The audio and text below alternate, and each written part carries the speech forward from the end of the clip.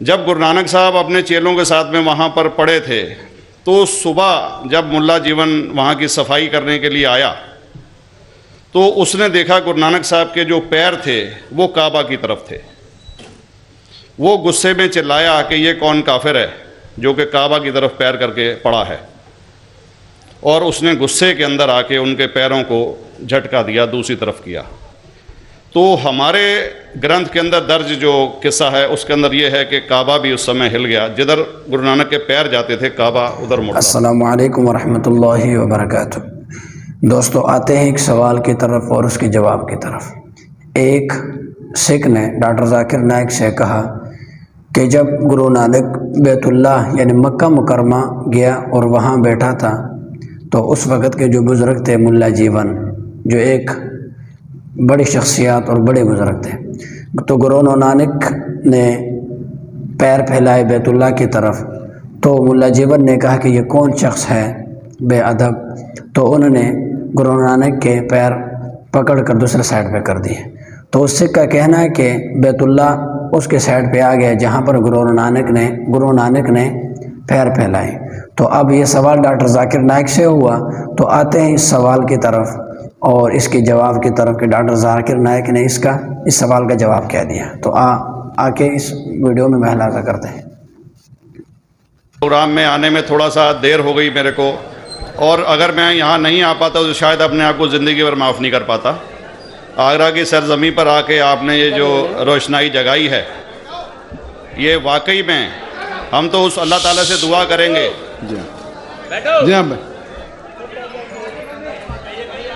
अल्लाह ताला से दुआ करेंगे कि आप जैसे 10-20 और नेक दिल और इतने पढ़े लिखे, इतने इंटेलेक्चुअल आदमी और पैदा करें, जिससे कि जाके आप भारत का कोना कोना, देश का कोना कोना रोशन करें।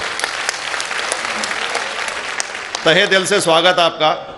मेरा एक छोटा सा सवाल से पहले थोड़ा सा एक, हमारे भी गुरु ग्रंथ साहब के अंदर गुरु नानक साहब ने पूरी दुनिया का चक्कर लगाया, जिसके अंदर मक्का मदीना भी शामिल है।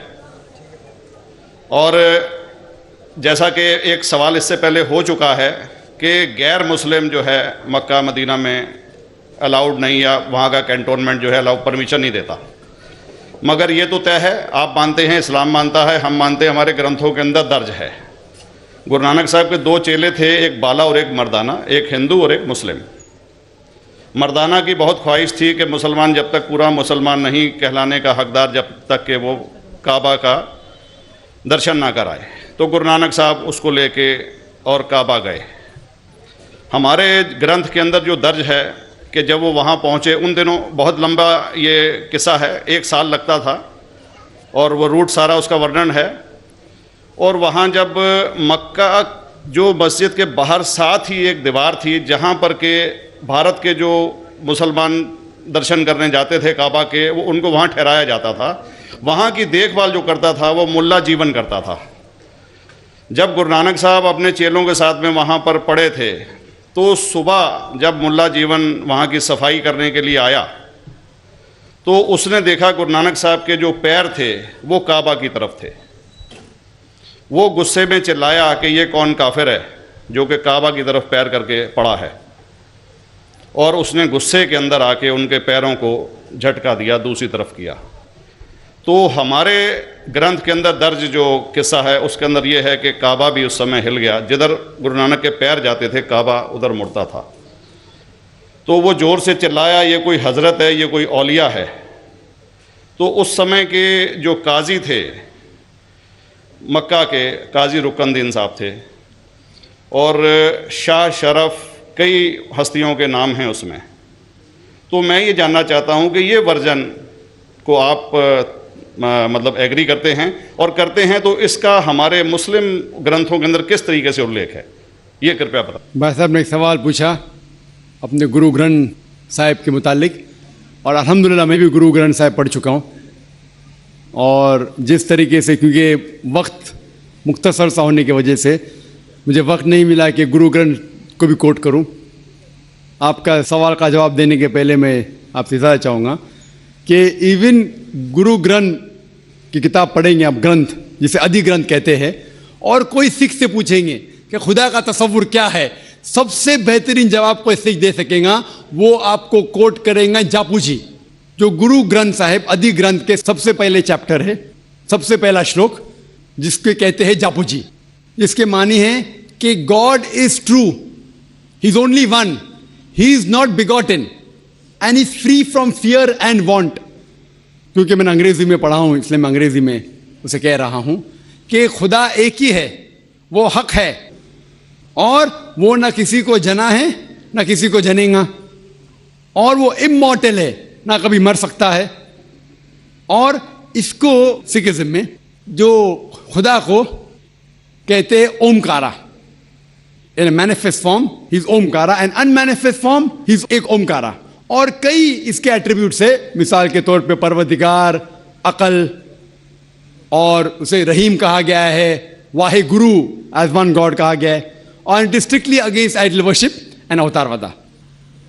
भाई साहब का सवाल था कि उनने ग्रंथ में पढ़ा कि गुरु नानक साहब मक्का के और उनका पैर काबा की तरफ था और कोई मौलवी ने पैर को हिलाए और काबा हिल गया। क्योंकि ये age of science and technology है, अगर कोई चीज़ जो किताब हजारों साल पहले लिखी गई है, 10,000 साल या 4,000 साल, तो शायद उसके बारे में हिस्टोरिकल रिकॉर्ड मिलना मुश्किल है। हालांकि इवन जीसस क्राइस्ट के बारे में 2000 साल हिस्टोरिकल रिकॉर्ड है, क्योंकि सिखिज्म जो एकदम नया मज़हब है, जितने मज़ाहिब के मुकाबले हिंदुस्तान में नया है, कुछ सैकड़ों साल पहले 15th सेंचुरी में, toward the end of the 15th century, Guru Nanak साहब जो पंजाब के थे, ये मज़हब तो कायम हुआ हार्डली 400-500 या 400-500 साल। और अगर ये मान लो, सपोज मिसाल के तौर पे मान लो, मैं क्यों कह रहा हूं कि मैं नहीं चाहता हूं किसी को बुरा लगे, मान लो ये सच है, मान लो अगर 400-500 साल पहले अगर ये होता था कि काबा इधर से उधर हिल जाता था, तो हिस्टोरिकल रिकॉर्ड में बिल्कुल लिखा होता था। और कई हिस्टोरिकल रिकॉर्ड में ये नहीं कि काबा हिला इधर उधर, कई हिस्टोरिकल रिकॉर्ड आप देखेंगे। हिस्ट्री इतनी अल्हम्दुलिल्लाह 800-900 साल पहले, 1000 साल पहले जो मुगल ने किए, बिल्कुल लिखा हुआ हिस्टोरिकल रिकॉर्ड में। तो ये कहना कि गुरु नानक साहब वहाँ गए और काबा हिल गया, ये बिल्कुल साइंस के खिलाफ है, क्योंकि साइंस में कोई भी रिकॉर्ड नहीं है, वहाँ के देश के रिकॉर्ड में कहीं भी नहीं कि काबा हिला। तो इसलिए हम कहते हैं कि हो सकता है ये गलती से किसने लिखा होगा, न कई किस्से कहानी। ये मैं तस्लीम करता हूँ कि गुरु ग्रंथ साहिब में कई चीज़ें सही है, हक की बात है, लेकिन ये तस्लीम करना कि काबा हिल गया, ये बिल्कुल साइंस के भी खिलाफ है, साइंस के खिलाफ है। और इस्लाम में भी ये नहीं है। लेकिन ये कहना कि कोई गैर मुस्लिम जा सकता है, मुमकिन है, चुपके से कोई गया तो हो सकता है, वो भी जवाब।